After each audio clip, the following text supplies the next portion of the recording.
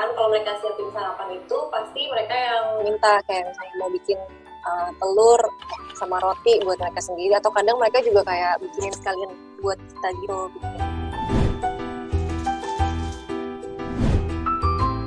Ya dia suka bertanya sih, kayak misalnya kalau di supermarket kadang-kadang dia yang pusing jadinya gitu. Mama kok semuanya diplastikin sih gitu, karena kan itu yang kita kurangin gitu. Mestinya semuanya produknya demi bumi nih, dia bilang gitu.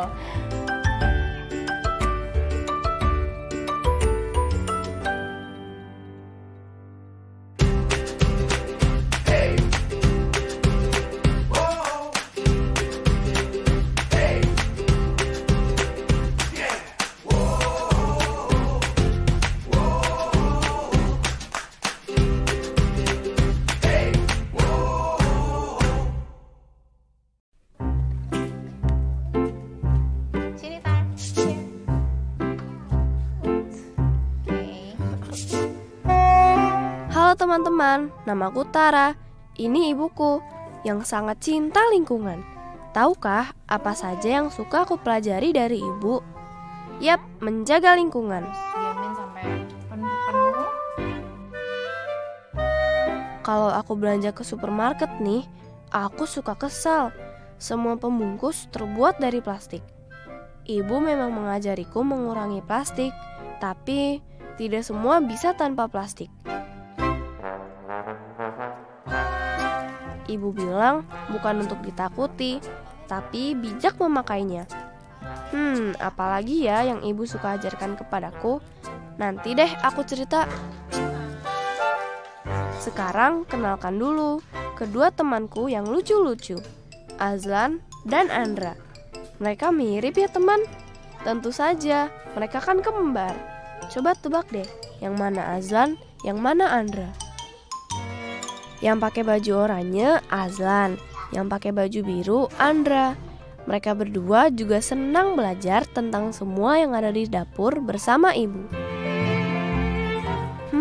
Apakah mereka sudah bisa menggunakan kompor ya? Penasaran kan teman? Ikuti terus ya. Aku akan menceritakan satu persatu hal apa saja yang kami pelajari dari ibu.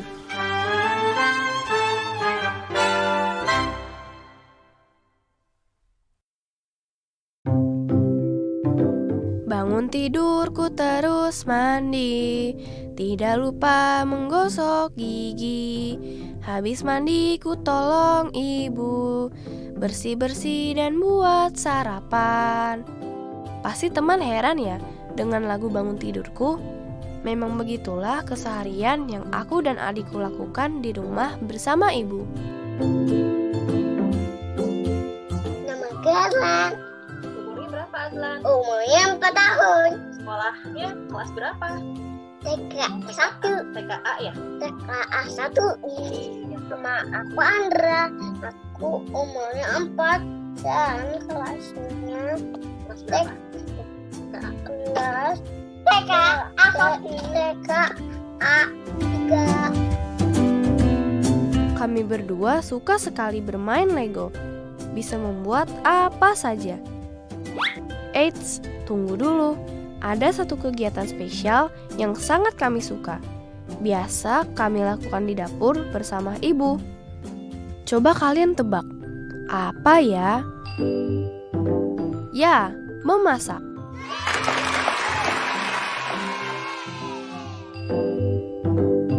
Masak telur dadar. Masak salad. Roti di atasnya telur. Teman, kenalkan dulu, ini ibuku. Senang sekali membuat kue dan masakan yang enak-enak. Ibu adalah master chef kami. Karenanya, kami jadi suka memasak. Meskipun makanan yang kami buat masih sederhana. Tapi soal rasa, tiada duanya. Awalnya, belajar memang sulit. Tapi lama-lama, memasak jadi hal yang kami tunggu-tunggu. Sekarang malah jadi kegiatan sehari-hari, teman. Tak kenal, maka tak sayang. Begitulah proses memasak. Bagi yang tidak mau mengenal, terasa sulit sekali. Dan masakan tidak akan ada rasa. Tapi jika kalian mau mengenal, pasti jatuh cinta. Dan masakan kalian akan luar biasa.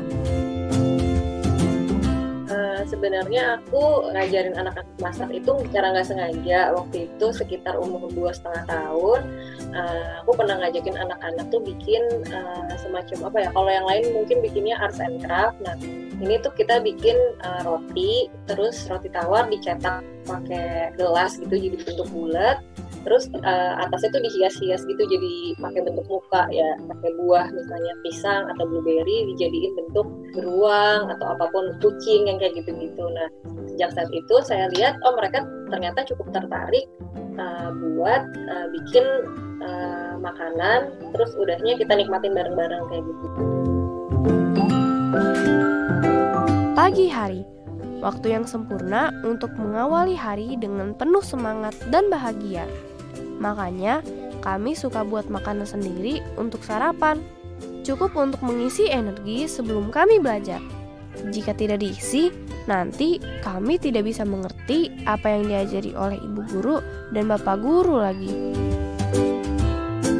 Untuk kegiatan masak bareng sama anak-anak biasanya sih kita prefer weekend, karena kalau weekday kan tadi masih ada aktivitas yang memang harus dikerjakan ya, bisa sekolah sama kerja gitu.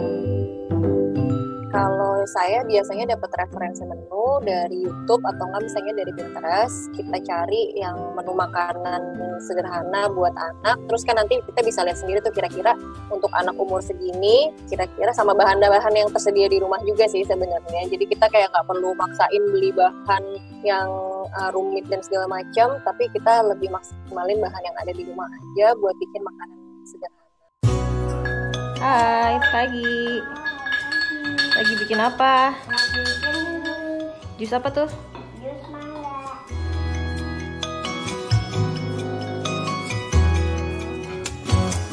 Teman, membuat makanan di rumah mengajarkan kami berhemat, tidak jajan sembarangan, jauh lebih bergizi, juga menyenangkan. Apalagi kalau bersama-sama, seperti bermain masak-masakan, tapi bisa dimakan sungguhan. Jadi saat masak aku juga ngasih tahu pengetahuan sederhana aja buat anak-anak. Pokoknya sebisa mungkin di setiap proses kegiatan, entah itu memasak atau nyiapin bahan masakannya, kita selipin istilahnya kita ajarin juga lah mereka gitu, life skill secara motoriknya, atau misalnya pengambilan keputusan, atau misalnya bertanggung jawab sama pengambilan keputusan itu.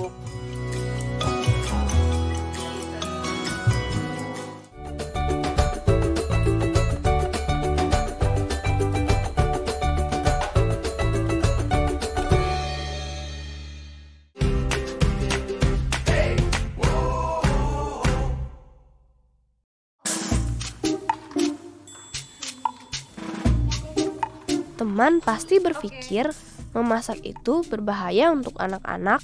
Ada kompor panas, mangkuk, dan gelas-gelas kaca yang berat. Tenang teman, saat memasak, aku dan Andra selalu didampingi oleh ibu. Kadang sih pasti ada aja ya rasa khawatir gitu, apalagi anak-anak kan kadang gerakannya juga suka nggak terprediksi gitu. Tapi ya sebisa mungkin sih dari kita dijaga, kita yang penting kita pantau, terus maksudnya kita juga kasih alatnya sesuai sama usianya. Jangan sampai kegiatan itu jadi membahayakan juga. Misalnya untuk anak-anak umur 4 tahun ya mungkin belum dikasih benda-benda yang tajam gitu yang bisa membahayakan. Terus misalnya untuk aktivitas masak di kompor juga nggak pakai yang minyak-minyak atau yang kuah-kuah. Kalau misalnya tumpah takutnya jadi panas gitu. Tuhan. Misalnya mereka mau bikin telur nih, bikin omelet, terus pas lagi mau mecahin telurnya kesenggol terus jadinya pecah di lantai gitu kan, itu kan bersihinnya lengket, terus bau juga yang kayak gitu-gitu. Tapi ya udah mau gimana lagi. Yang penting mereka tahu kalau misalnya itu salah, terus udah kita kasih tahu ke depannya harus lebih hati-hati. Terus kita ajakin juga mereka buat tanggung jawab apa yang telah mereka perbuat gitu, kayak kalau misalnya telurnya jatuh ya kita bareng-bareng bersihin bareng sama anaknya juga kayak gitu. Meskipun aku dan Andra masih berusia 4 tahun, ibu mengajarkan kami untuk selalu disiplin dan mandiri. Tapi kami selalu melakukan apapun berdua, karena kami sepasang anak kembar yang tak terpisahkan.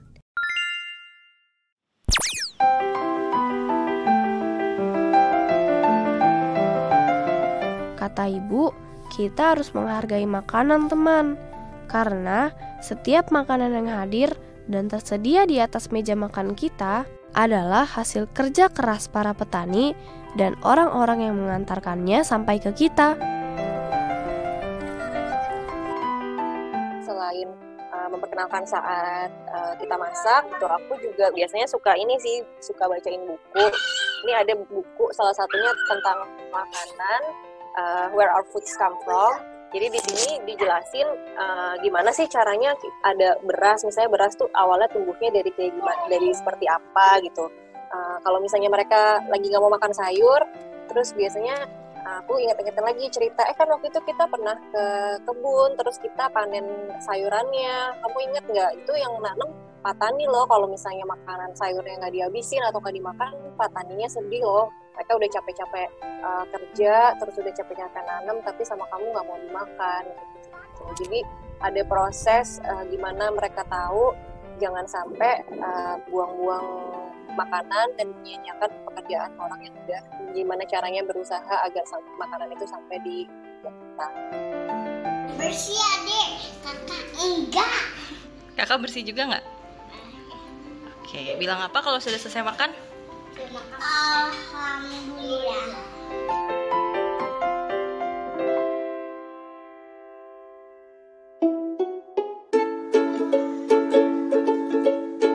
Wah, Azlan dan Andra hebat, belajar memasak bersama ibunya.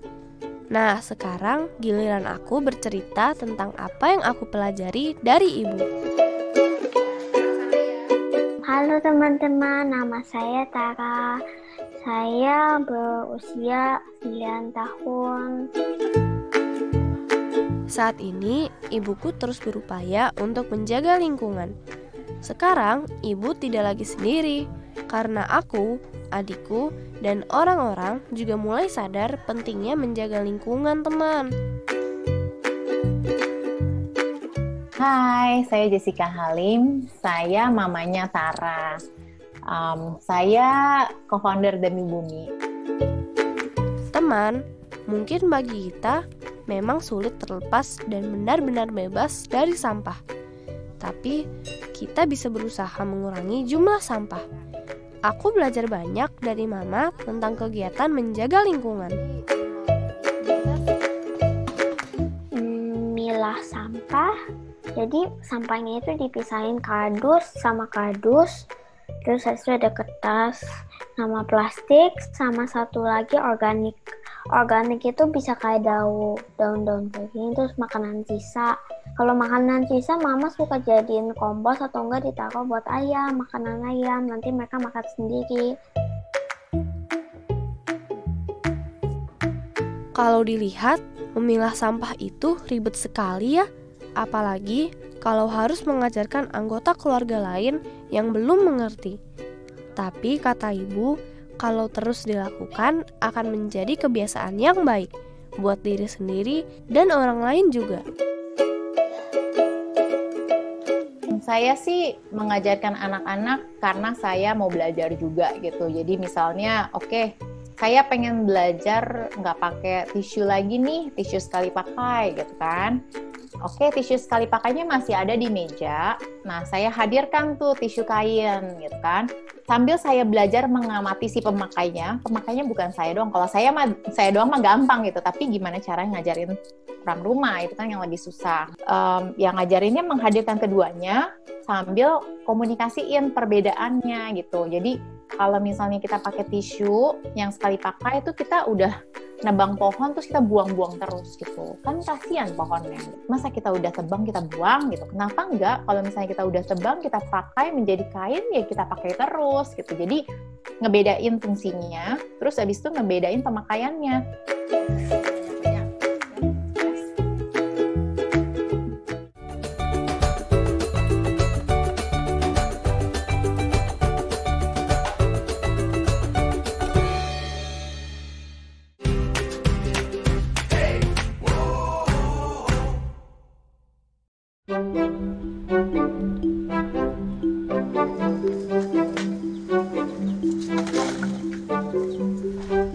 Teman-teman tahu tidak, kalau sampah plastik itu tidak bisa terurai, bahkan sampai puluhan tahun lamanya.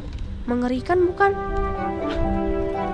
Makanya kalau belanja atau membeli makanan, aku dan Mama biasa menggunakan tas jaring dan membawa peralatan makan sendiri.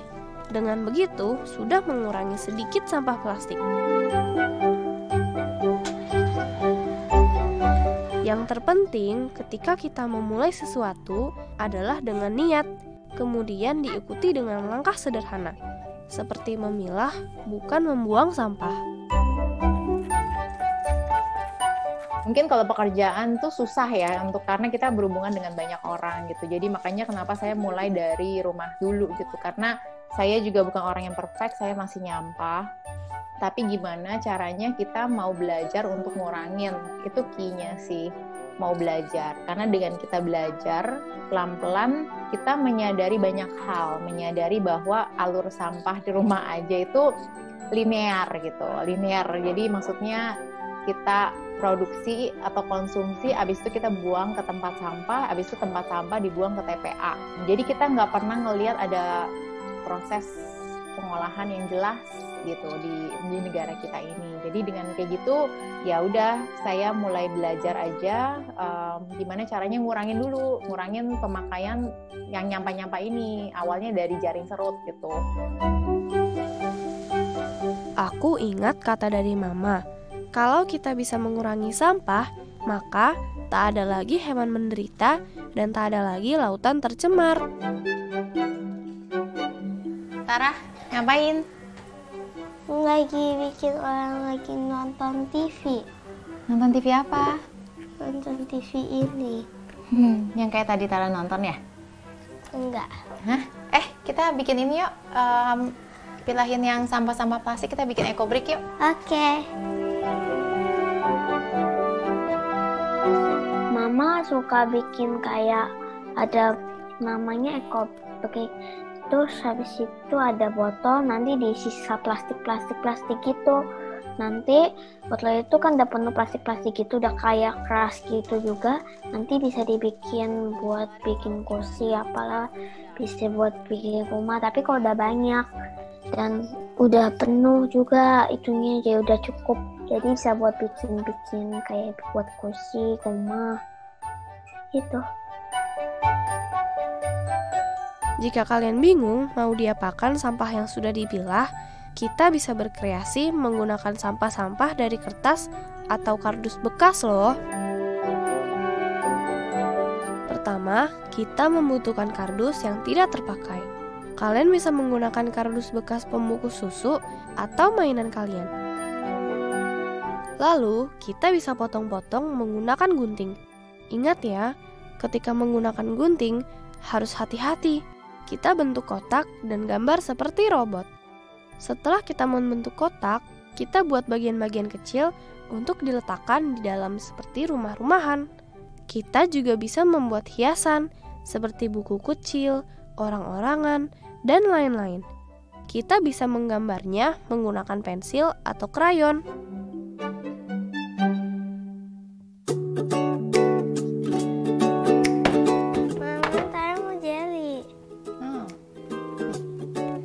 Mama tak henti mengajarkan Tara pentingnya mengurangi sampah, pelan-pelan tapi pasti. Hingga saat ini, Tara senang jika mendengar cerita Mama tentang menjaga bumi. Tara juga sudah bisa memilah sampah sendiri.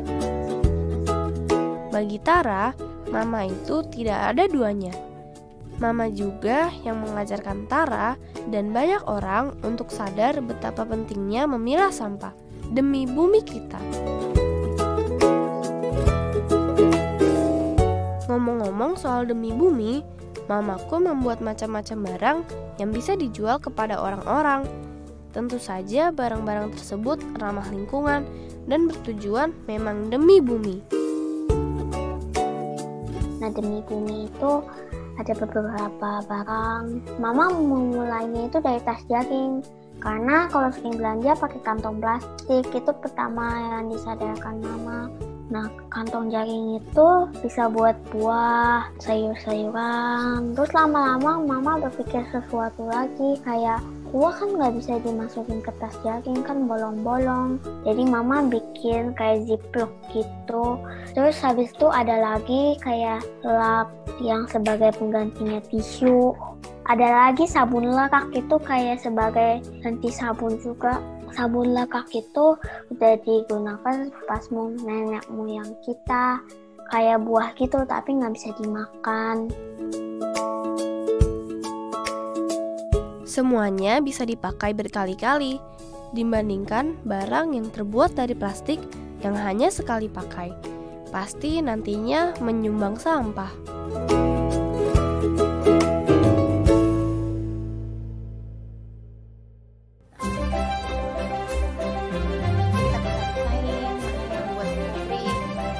Kami memang masih kecil untuk belajar kegiatan-kegiatan yang dilakukan oleh orang dewasa tentang kehidupan, tentang lingkungan, dan hal-hal kecil lainnya. Guru pertamaku adalah ibu. Ibu memberiku banyak pengalaman yang bisa kupelajari.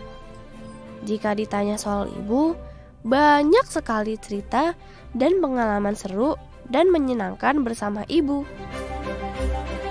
Di saat pandemi seperti ini pun, satu-satunya perempuan hebat yang memiliki kekuatan merawat, menjaga, dan memberi pelajaran bagi kami adalah ibu. Sering sekali tingkah laku kami membuat ibu capek.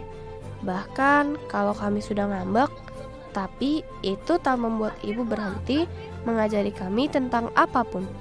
Ibu selalu menjadi tempat pertama kami untuk belajar. Apa teman-teman juga begitu? Menurut saya anak adalah pengingat orang tua sih.